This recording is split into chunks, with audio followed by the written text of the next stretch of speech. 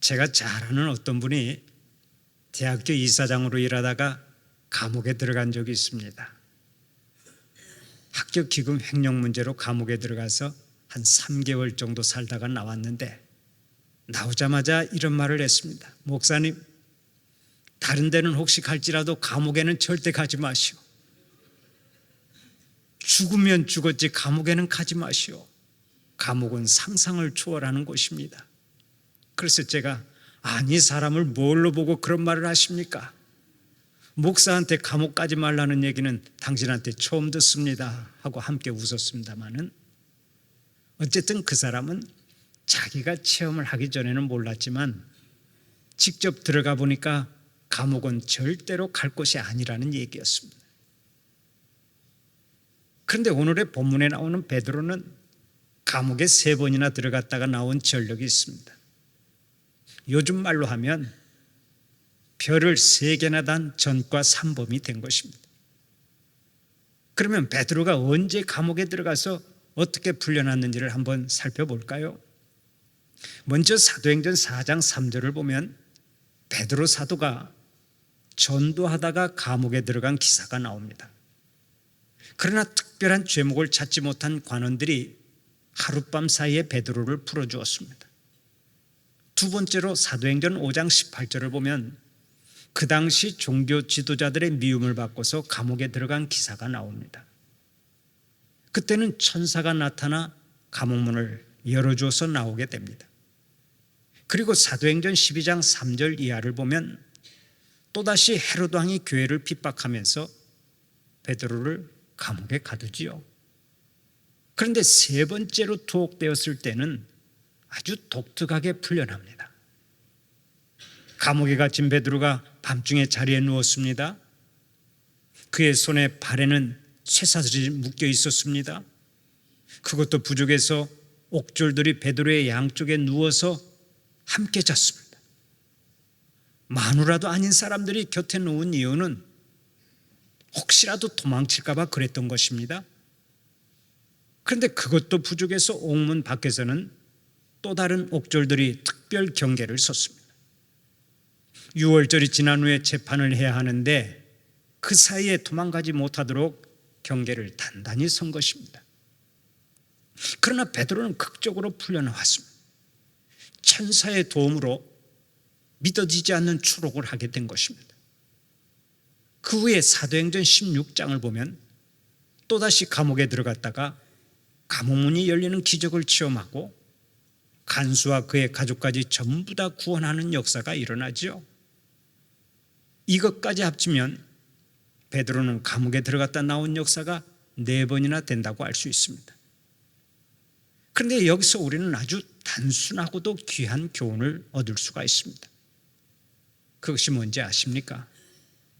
첫째로, 문제가 쉽거나 어렵거나 하나님께는 다 똑같다는 것입니다. 하나님 앞에서는 감옥에 들어가서 쇠사슬에 묶여 있느냐 아니면 거꾸로 매달려 있느냐 하는 것이 문제가 아닙니다. 다 똑같습니다.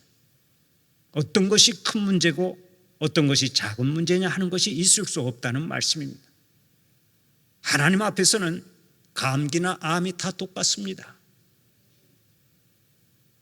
문제가 크고 작고 어렵고 쉽고 불가능하고 가능하다고 하는 것은 다 사람들이 정해놓은 것이지 하나님께서 정해놓은 것이 아닙니다.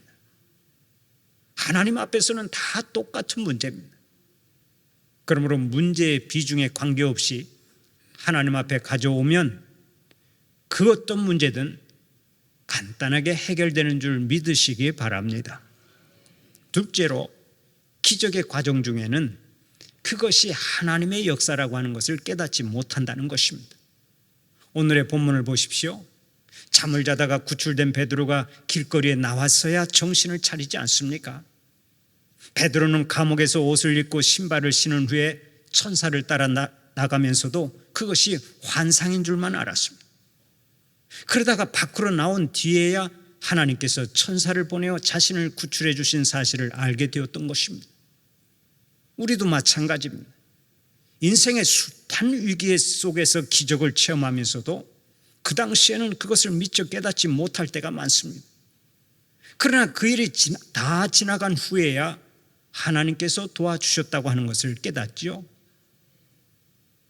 저의 간증입니다마는 제가 5살 때 우물에 빠졌다가 30분 정도의 사투 끝에 혼자 기어 나온 적이 있는데 아무리 생각해도 기적 같은 일이 아닐 수가 없습니다.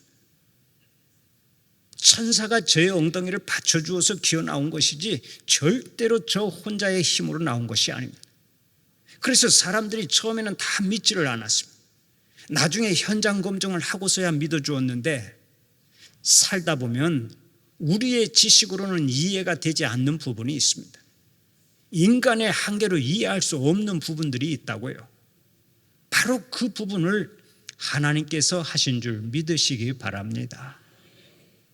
또 한 번은 아주 추운 겨울밤에 빙판 뛸 사고를 당했는데 저의 가족 5명이 털끝 하나 상하지 않고 살아난 역사가 있습니다.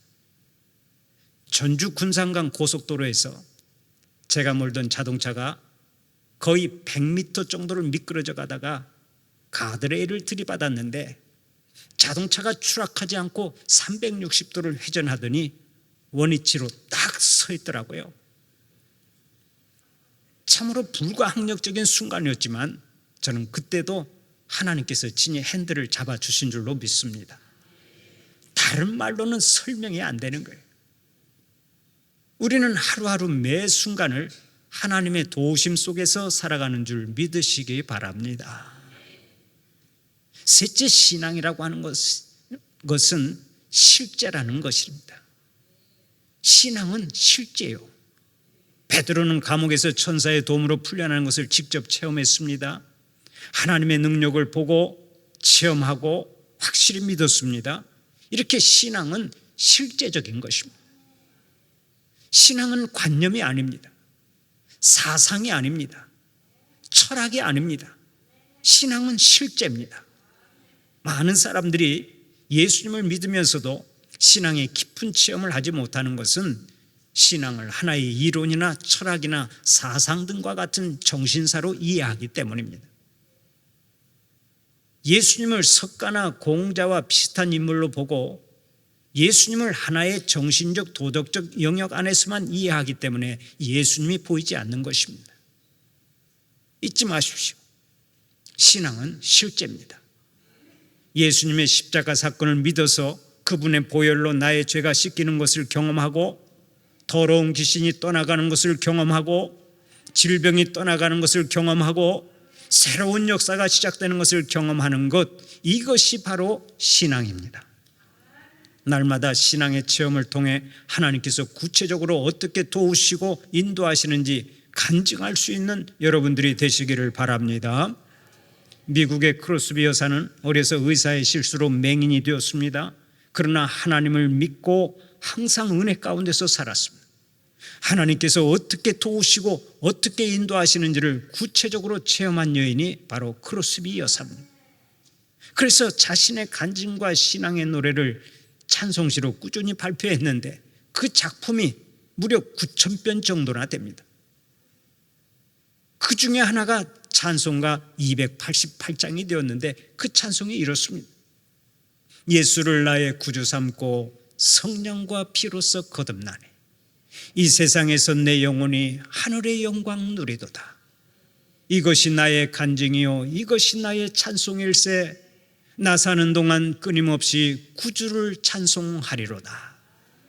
3절 가사도 얼마나 은혜가 되는지 모릅니다. 주 안의 기쁨 누림으로 마음의 풍랑이 잔잔하니 세상과 나는 간 곳 없고 구속한 주만 보이도다. 이것이 나의 간증이요 이것이 나의 찬송일세. 나 사는 동안 끊임없이 구주를 찬송하리로다. 이 찬송을 이 시간에 우리의 신앙 고백으로 삼고 함께 불러보았으면 합니다. 찬송가 288장인데요 1절 3절을 가사를 잘 생각하면서 함께 불러보겠습니다.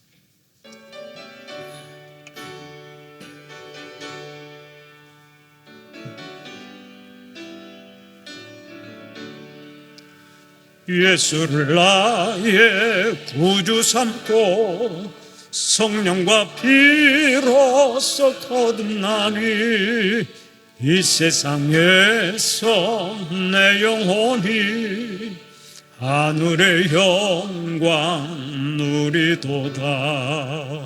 이것이 나의 간증이요 이것이 나의 찬송일세. 나 사는 동안 끊임없이 구주를 찬송하리로다. 주 안에 기쁨 누림으로 마음의 풍랑이 찬잔하니 세상과 나는 간 곳 없고 구속한 주만 보이도다. 이것이 나의 간증이요 이것이 나의 찬송일세. 나 사는 동안 끊임없이 구주를 찬송하리로다. 할렐루야. 이 찬송이 여러분의 신앙 간증이요 여러분의 신앙 고백이 되시기를 바랍니다.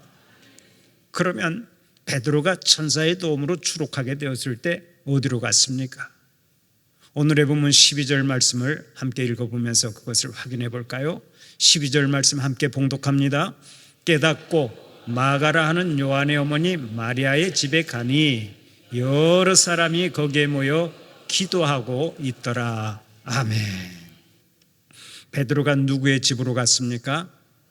마가라 하는 요한의 어머니 마리아의 집에 갔습니다.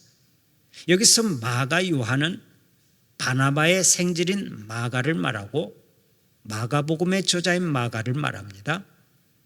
마가는 로마식 이름이고 요한은 유대식 이름이어서 마가라 하는 요한이라고 말을 하는 것입니다. 어쨌든 그의 어머니 마리아의 집으로 갔는데 베드로가 왜 그곳으로 갔겠습니까? 그곳에 가면 틀림없이 믿음의 형제 자매들이 함께 모여 있을 것이라고 예상했기 때문입니다. 아닌 게 아니라 그곳에 가보니까 믿음의 형제 자매들이 모여서 함께 기도하고 있었죠. 여러분, 마리아의 집이 얼마나 복된 집입니까? 모이면 기도하고 모이면 찬송하는 가정, 언제나 즐거워하고 기쁨이 충만한 가정, 이런 가정이 복된 가정인 줄 믿으시기 바랍니다. 돈만 많다고 복된 가정이 아닙니다. 가재도구만 비싼 거 갖다 놓았다고 해서 복된 가정이 아닙니다. 집에 평수만 넓다고 복된 가정이 아닙니다. 참으로 복된 가정은 주님 모시고 기도할 줄 알고 찬송할 줄 알고 말씀 볼 줄 아는 가정이 복된 가정인 줄 믿으시기 바랍니다. 그런 의미에서 여러분의 가정에 기도 소리가 끊이지 않아야 되겠습니다. 찬송 소리가 끊이지 않기를 바랍니다. 말씀 충만, 은혜 충만, 성령 충만, 기쁨 충만, 사랑 충만, 감사 충만한 가정이 되시기를 축원합니다. 교회도 마찬가지입니다. 교회에 오면 기도 소리가 그치지 않고 찬송 소리가 그치지 않고 웃음 소리가 그치지 않아야 합니다. 그런 교회가 진짜 교회요, 살아있는 교회입니다. 교회 와도 기도 소리가 없고 찬송 소리가 없고 봉사하며 즐거워하는 소리도 없고 썰렁하다면 그 교회는 이미 죽은 교회입니다. 우리 교회는 살아있는 교회가 되어야 할 줄로 믿습니다. 그런 의미에서 한번 따라서 해주시기 바랍니다. 교회는 기도 소리가 그쳐서는 안 된다. 찬송 소리가 그쳐서는 안 된다. 웃음 소리가 그쳐서는 안 된다. 아멘입니까? 우리 교회는 기도 소리와 찬송 소리와 웃음 소리가 항상 차고 넘쳐날 수 있기를 바랍니다. 베드로가 마리아의 집에 도착했을 때 얼마나 가슴이 벅찼겠습니까? 자기가 감옥에서 나온 것도 벅찬 일인데 믿음의 형제 자매들이 자기를 위해서 기도하고 있으니 가슴이 터질 것처럼 기뻤을 것입니다. 베드로는 대문을 두드렸습니다. 그때 로데라고 하는 여자아이가 나왔습니다. 이 여자아이는 하녀에 불과했지만 지금 그 집안에서 누구를 위해 기도하는지를 잘 알고 있었을 것입니다. 그런데 대문 밖에서 베드로의 목소리가 들리니 얼마나 놀라고 기뻤겠습니까? 그러면 즉각 뛰어나가서 대문부터 열어주어야 하는데 너무나 흥분해서 그냥 방으로 뛰어들어가 소리를 쳤습니다. 여러분, 베드로 선생님이 대문 밖에 서 있습니다. 그때 사람들의 반응이 참 재밌습니다. 뭐라고 말했습니까? 15절 말씀을 다시 한번 읽어볼까요? 15절 말씀 함께 봉독합니다. 그들이 말하되 내가 미쳤다 하나 여자아이는 힘써 말하되 참말이라 하니 그들이 말하되 그러면 그의 천사라 하더라. 아멘. 베드로가 돌아왔다고 하자 기도하고 있던 사람들이 그 아이에게 미쳤다고 말합니다. 분명히 감옥에 들어가 있는데 지금 대문 밖에 와 있다고 하니 미쳤다고 말을 한 것입니다. 그래도 확신에 차서 그 여자아이가 참말이라고 말을 하니까 사람들이 그러면 베드로의 천사가 틀림없다라고 말을 했습니다. 끝까지 안 믿는 거예요. 여러분, 이것이 얼마나 우스운 일입니까?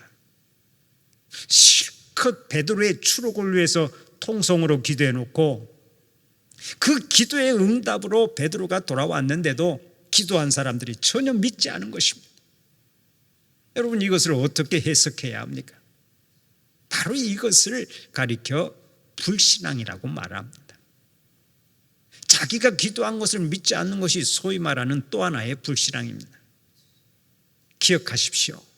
우리의 문제는 기도를 하지 않는 데 있는 것이 아니라 기도한 것을 믿지 않는 데 있습니다. 양심이 좀 찔리시는 분이 계시죠? 실컷 기도해놓고 하나님께서 응답하시는데도 그것을 믿지 않는 그런 어리석은 인생들이 바로 우리들이라고. 어느 마을에 극심한 가뭄이 들었습니다. 온 동네가 목이 말라 있었습니다. 사람들이 기우제를 드리고 백방으로 노력을 해보았지만 비가 오질 않았습니다. 그때 그 동네에 살던 어느 목사님도 비가 내리기를 간절히 기도했습니다. 기도가 끝난 후에 그 목사님이 전도하러 가려고 일어났습니다. 그러자 그 아들이 아버지에게 우산을 건네주었습니다. 아버지가 물었습니다. 얘야, 이렇게 날이 맑은데 무슨 우산이냐?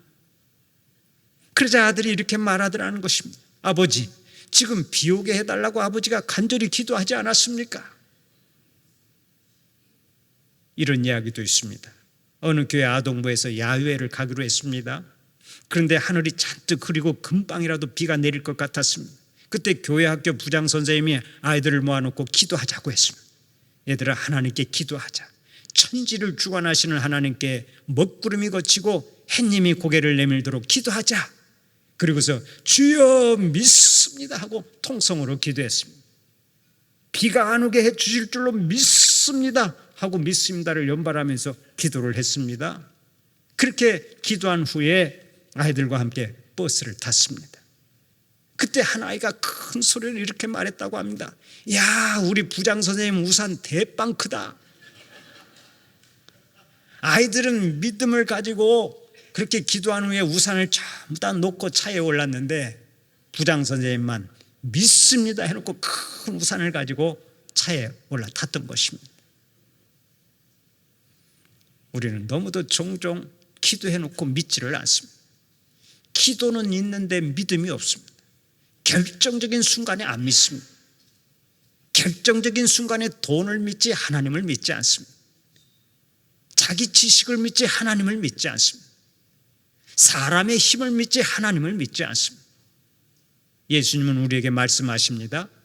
외식하는 기도를 하지 말라. 진실성이 없는 기도, 형식적으로 하는 기도, 사람에게 보이려고 하는 기도는 소용없다. 오직 믿음으로 기도하여라. 초대교회 성도들은 베드로가 감옥에 들어갔을 때 그가 풀려나기를 간절히 사모했습니다. 함께 모여서 뜨겁게 기도했습니다. 그런데 그들이 하나님을 진짜로 믿지 못해서 그렇게 해프닝을 일으킨 것입니까? 그렇지는 않습니다. 믿음은 있었습니다. 그러나 그들은 베드로가 그렇게 빨리 풀려나리라고는 미처 생각하지 못했던 것입니다. 기도의 응답이 되더라도 시간이 좀 걸릴 것이라고 생각했을 거라고요. 결국 그들의 믿음은 불완전한 믿음이었습니다. 기억하세요. 하나님은 급한 것은 급하게 응답하시고 급하지 않은 것은 급하지 않게 응답하시기도 합니다. 응답은 전적으로 하나님의 마음대로입니다. 그러므로 중요한 것은 하나님의 응답을 믿는 신앙에 있는 것입니다. 사랑하는 우리 성도들은 온전한 믿음으로 기도하시기를 바랍니다. 하나님은 우리의 형편을 다 알고 계십니다. 우리에 대한 모든 계획을 가지고 계십니다. 우리를 사랑하십니다. 복 주시기를 기뻐하십니다. 그러므로 믿음으로 기도하고 기다리면 하나님께서 우리의 미래를 책임져 주시는 것입니다. 자식이 대학에 가겠다고 하면 부모는 무슨 일을 해서라도 자식을 대학에 보내려고 합니다. 그것이 우리 부모의 마음입니다. 하물며 우리를 이 땅에 보내신 하나님, 우리의 아버지가 되시는 하나님께서 우리에게 그냥 적당히 대충 되는 대로 살아라 이렇게 말씀하시겠습니까? 그렇지 않습니다. 하나님은 우리가 잘 되기를 원하십니다. 우리를 통해서 위대한 일을 행하기를 원하십니다. 우리가 위대하고 위대하지 않고는 상관이 없습니다. 위대하신 하나님께서 함께 하시면 우리는 위대한 일을 하게 되는 것입니다. 그러므로 우리는 믿고 기도하며 순종하면 될 줄로 믿습니다. 순종은 대학을 안 나와도 할 수 있습니다. 순종은 돈이 없어도 할 수 있습니다. 순종은 재능이 없어도 할 수 있습니다. 믿고 기도하며 순종해서 여러분과 제가 위대한 역사를 펼쳐낼 수 있기를 간절히 바랍니다. 그런데 하나님의 위대한 일을 하기 위해서는 기도가 필요합니다. 하나님과의 영적인 대화가 없이 어떻게 가능하겠습니까? 기도해야 합니다. 그러면 이 기도가 쉽습니까? 어렵습니까? 둘 중에 하나예요, 답은. 기도는 아주 쉽습니다. 사실 기도하는 것처럼 쉬운 일이 없어요. 기도할 때 돈을 가져오라고 합니까? 아니면 일렬 종대로 줄을 서서 기도하라고 합니까?